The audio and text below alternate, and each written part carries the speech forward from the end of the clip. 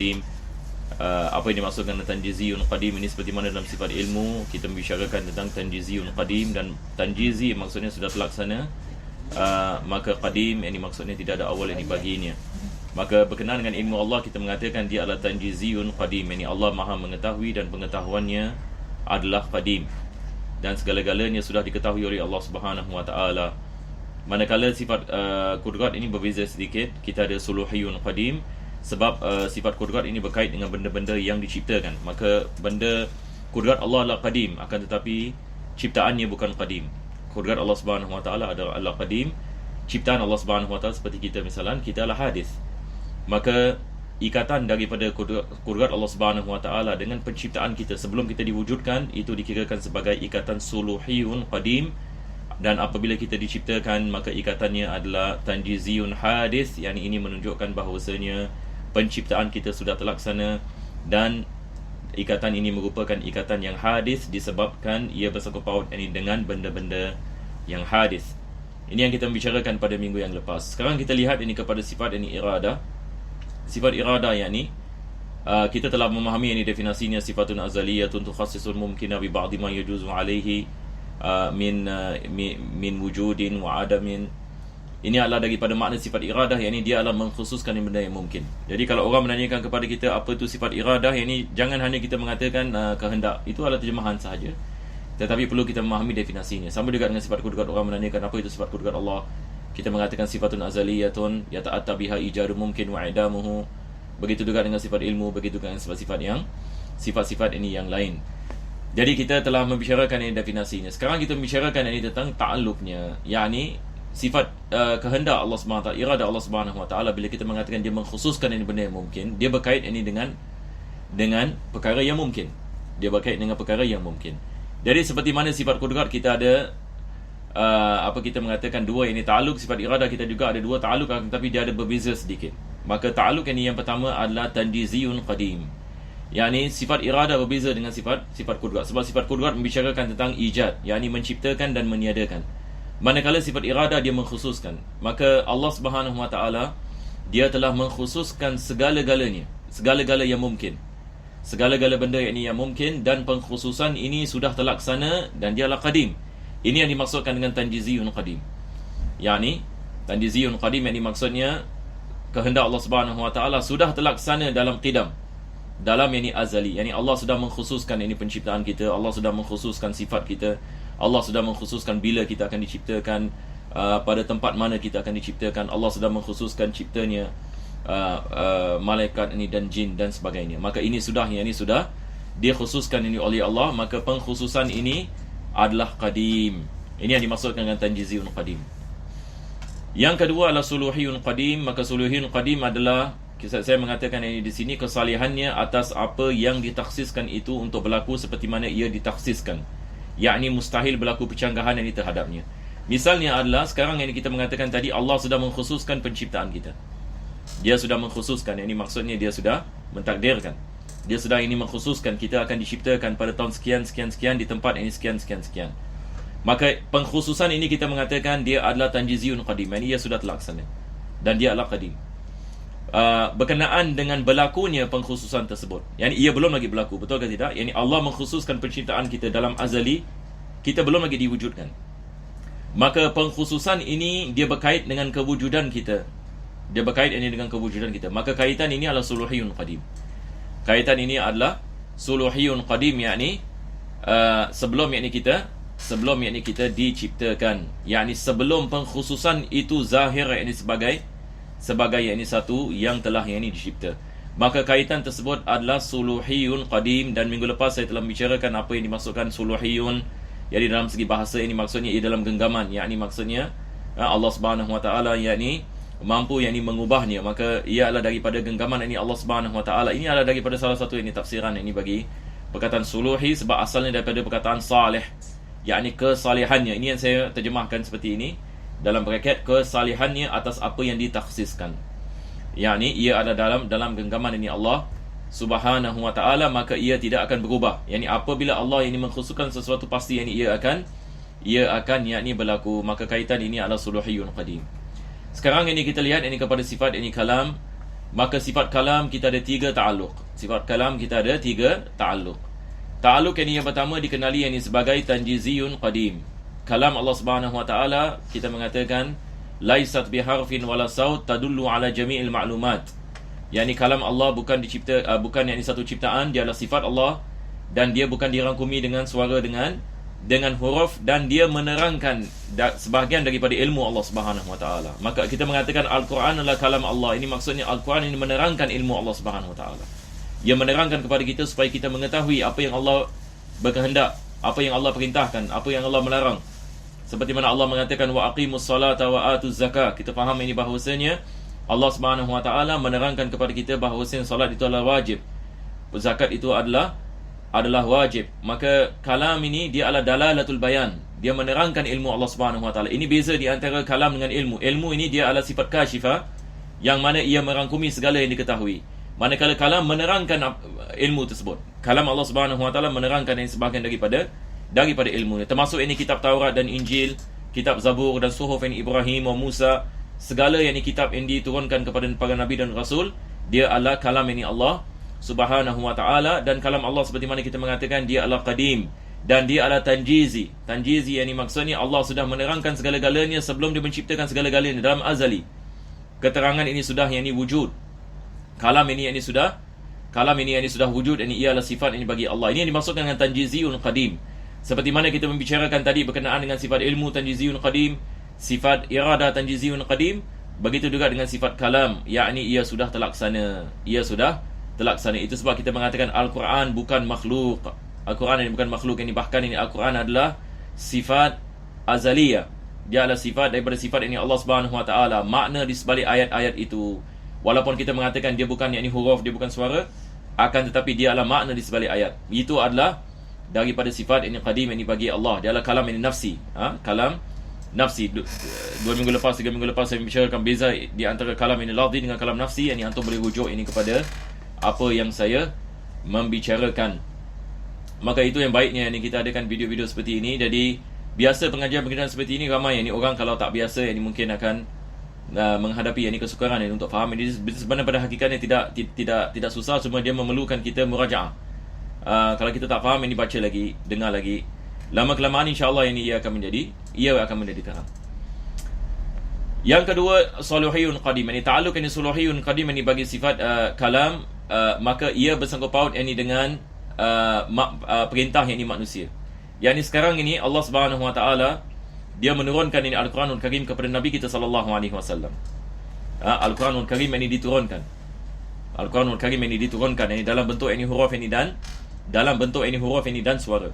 Dan kita mengatakan Al-Quran yang dimaksudkan dengan sifat Allah adalah di sebalik huruf dengan suara. Maka huruf dengan suara ini menerangkan kalam nafsi.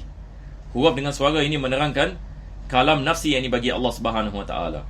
Maka bila kita mengatakan Al-Quran itu diturunkan kepada Nabi kita sallallahu alaihi wasallam, maka sekarang ini telah berlaku perintah Allah Subhanahu wa taala kepada yakni manusia. Maka ia bersangkut paut dengan perbuatan manusia.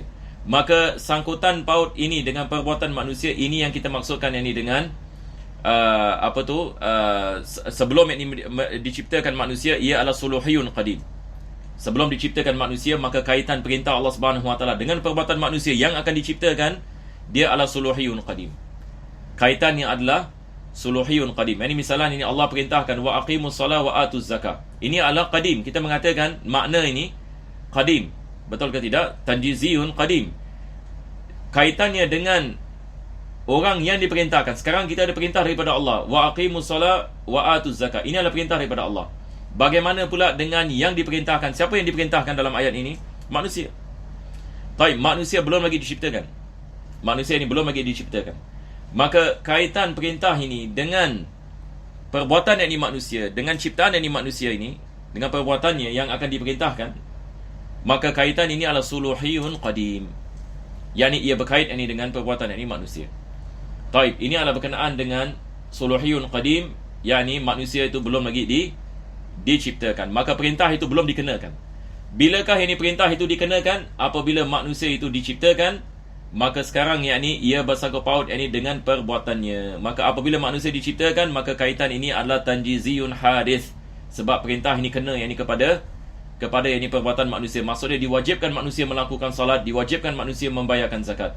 Maka ini beza ni di antara suluhiyun qadim ni sebelum ini cipta ni perbuatan manusia dengan tanjiziyun hadis apabila yang ni berlaku yang ni ciptaan perbuatan yang ni bagi yang ni manusia.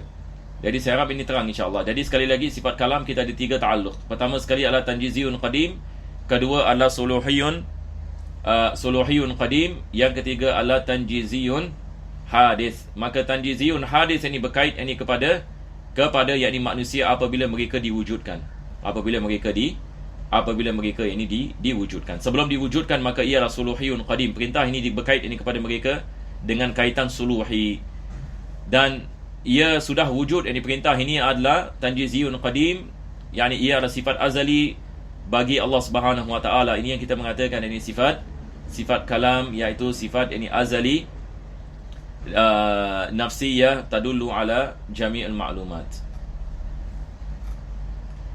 Akhir sekali kita ada ta'alluq ini bagi sifat sama' dengan basar. Sifat sama' ini sifat ini mendengar dan basar ini melihat.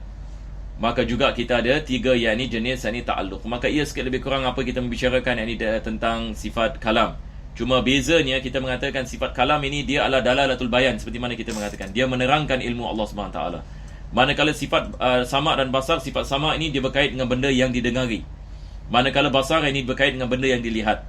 Maka beza daripada sifat sama' dengan sifat basar, sifat sama' ini berkait dengan benda yang didengar, manakala sifat basar ini berkait ini dengan benda-benda yang dilihat. Dan kedua-dua ini adalah berkait dengan benda yang wujud. Seperti mana kita mengatakan sebelum ini, dia berkait ini kepada benda-benda yang wujud. Maka benda-benda yang wujud yang didengari berkait ini dengan sama Allah Subhanahu taala. Benda-benda yang wujud yang berkait ini dengan penglihatan, maka ia berkait ini dengan basar ini Allah Subhanahu wa taala. Maka dia juga terbagi kepada 3 bahagian, yakni bahagian ini yang sama yang ini kita lihat bagi sifat kalam.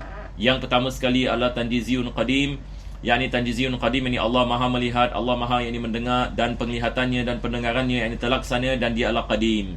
Dia adalah qadim, yakni sebelum yakni segala-galanya, yakni Allah Maha melihat dan Allah Maha yang ini mendengar. Inilah sifat ini bagi Allah Subhanahu wa taala yang azali, yang qadim. Dan tanjizi yakni ia sudah yakni ia kita mengatakan ini ada pada Allah Subhanahu wa taala sebagai ini sifat yakni tanjizi qadim. Ini adalah bahagian ini yang pertama. Yang kedua suluhiyun qadim. Maka sekali lagi suluhiyun qadim ini bersangkut paut ini dengan makhluk.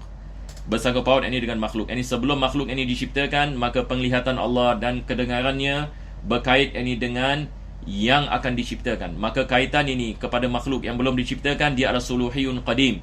Kaitan ini adalah qadim. Walaupun makhluk ini belum diciptakan, maka penglihatan Allah Subhanahu wa taala dengan pendengarannya sudah berkait dengan ciptaan yakni makhluk. Apabila makhluk itu diciptakan, maka sekarang menjadi tanjiziyun hadis. Yani ikatan ini adalah tanjizi, yang ini sudah terlaksana, dan dia adalah hadis disebabkan makhluk adalah hadis. Maka Allah Subhanahu wa taala misalan mendengar apa yang kita membicarakan, maka pendengaran ini kita mengatakan kaitannya dengan pendengaran Allah adalah tanjiziyun hadis. Seperti sekarang ini saya sedang ini membicarakan, Allah Subhanahu wa taala dia mendengar apa yang saya membicarakan. Maka kaitan sifat yang ini sama Allah Subhanahu wa taala dengan apa yang saya ini membicarakan, dia adalah tanjiziyun yakni hadis. Yani Allah Subhanahu wa taala mendengar pada tiap-tiap masa dan keadaan. Segala-galanya didengar yakni oleh Allah Subhanahu wa taala. Maka disebabkan pendengaran ini berkait dengan makhluk, berkait dengan benda yang hadis, maka kaitannya merupakan kaitan tanjiziyun hadis. Yakni ia terlaksana dan pelaksanaannya adalah hadis, ini disebabkan makhluk itu tersebut adalah sesuatu yang hadis. Jadi ini sekali lagi kalau kita lihat ada banyak kesamaan ini dengan sifat al-kalam. Bila kita membicarakan tentang tanjiziyun qadim, tanjiziyun hadis, suluhiyun qadim. Jadi bila kita membicarakan tentang suluhiyun qadim, ia berkait ini dengan ciptaan. Bila kita membicarakan tanjiziyun hadis, ia berkait dengan ciptaan yang sudah diwujudkan. Maka ini semua adalah perbezaan ini dalam segi yakni ta'alluq. Jadi dengan ini kita dah habis yang membicarakan yakni ke semua ta'alluq yang bagi sifat ma'ani. Jadi kita telah membicarakan sifat ilmu, sifat kudrat, sifat iradah. Jadi kita mengatakan sifat ilmu dia merangkumi segala yakni bahagian ini hukum akal, iaitu segala yang wajib, segala yang mustahil, segala yang jaiz. Manakala sifat kudrat dengan iradah hanya berkait dengan benda-benda yang mungkin ataupun jaiz. Berkenaan dengan sifat iradah pun sama, berkait dengan benda-benda yang mungkin sahaja. Manakala sifat kalam ini berkaitan dengan benda yang wajib, benda yang mustahil, benda yang jaiz, dan berkenaan dengan sifat sama' dan basar, ia hanya berkaitan dengan benda-benda yang wujud, maka ia tidak ada kaitan dengan benda yang tidak wujud. Maka ini adalah secara khulasah apa yang dimaksudkan dengan ta'alluq yang bagi sifat ma'ani. Sekarang ini kita kembali kepada kitab ini Ummul Barahin. Maka penulis ini setelah dia membicarakan tentang al-kalam, dia mengatakan wal kalamu alladhi laisa biharfin wala sautin wa yata'allaqu bima yata'allaqu bihi al-ilmu minal muta'allaqat. Yang ini dia mengatakan sifat kalam bukan huruf dan suara, dan dia berkait dengan apa yang dikait ilmu kepadanya. Ilmu berkait kepada benda yang wajib, perkara yang mustahil, benda yang jaiz. Sama juga dengan sifat kalam, cuma bezanya seperti mana saya mengatakan sifat ilmu dia merangkumi segala yang diketahui, manakala sifat kalam ia menerangkan sebahagian daripada ilmu Allah Subhanahu wa taala. Selepas itu kita ada summa sab'u sifatin tusamma sifatan ma'nawiyah wa hiya mulazimatun lis-sab'il ula. Sekarang ini kita akan bicarakan tentang bahagian yang keempat daripada sifat-sifat Allah Subhanahu wa taala, iaitu sifat yang dikenali sebagai sifat ma'nawiyah. Jadi sekali lagi saya ulang, sifat-sifat Allah terbagi kepada 4 bahagian. Kita ada sifat nafsiyah, kita ada sifat salbiyah, kita ada sifat ma'ani, dan kita ada sifat ma'nawiyah. Jadi kita ada 4 sifat bahagian bagi sifat Allah Subhanahu wa taala. Maka sifat ma'ani kita faham dia adalah sifat yang wujud pada zat Allah Subhanahu wa taala. Sifat yang ada pada zat. Ini yang kita maksudkan dengan sifat ma'ani. Manakala sifat ma'nawiyah dia adalah hasil daripada nisbah sifat ma'ani kepada zat. Maksudnya bila kita mengatakan Allah Subhanahu wa taala mempunyai sifat kudrah, maka dia adalah qadir. Ini seperti mana kita lihat penulis mengatakan di sini, dia adalah mulazimatun lis-sab'il ula. Mulazimah maksudnya apabila kita menisbahkan sifat kudrat kepada Allah, maka dia adalah qadir. Bila kita menisbahkan sifat sama' bagi Allah, dia as-sami'. Bila kita menisbahkan sifat sifat kalam, dia adalah mutakallim. Jadi sifat ma'nawiyah dia adalah natijah daripada sifat ma'ani. Apabila kita menisbahkan ia kepada Allah, maka kita akan mendapat sifat ma'nawiyah. Maka dia adalah sesuatu yang mulazim yang sentiasa ada. Bila kita mengatakan Allah sifatnya kudrat, bersifat kudrat, maka dia adalah qadir. Allah sifatnya iradah, dia adalah murid. Sebab kita dalam sifat 20 kita mengatakan kaunuhu qadiran, kaunuhu muridan. Sebab kita mengatakan sifat ma'ani dia adalah sifat yang wujud pada zat Allah Subhanahu wa taala. Maka apabila kita memahami sifat ma'ani adalah sifat yang ada pada zat Allah Subhanahu wa taala, maka daripada itu kita dapat mengeluarkan natijahnya. Apakah natijahnya? Natijahnya Allah adalah qadir, Allah adalah mutakallim, Allah adalah sami', Allah adalah basir. Ini yang kita maksudkan mulazamah. Dia sentiasa berkait dengan sifat ma'ani. Jadi beliau mengatakan wahia kaunuhu ta'ala qadiran muridan aliman hayyan sami'an basiran mutakalliman. Ini semua balik kepada 7 sifat ma'ani. Sifat kita ada qadiran, mana kita dapat qadiran, bila kita menisbahkan sifat kudrat bagi Allah Subhanahu wa taala. Allah adalah murid, Allah maha berkehendak, alim, maha mengetahui, hayyan, maha hidup, sami'an, maha mendengar, basiran, maha melihat, mutakalliman, maha berbicara. Maka ini semua adalah hasil daripada sifat ma'ani. Selepas itu penulis membicarakan tentang sifat-sifat yang mustahil bagi Allah juga. Kita ada 20. Ini saya akan tangguhkan pada minggu yang akan datang, sebab bahasnya agak panjang sedikit. Jadi insya-Allah taala kita berhenti di sini. Rabbana taqabbal du'ana innaka antas samiul alim wa tub 'alaina innaka antat tawwabur rahim wa khtim bisalihati a'malana wa ajrina Allah ya karim. Bi fadli subhana rabbika bil 'izzati 'amma yasifun wa salamun 'alal mursalin. Alhamdulillah.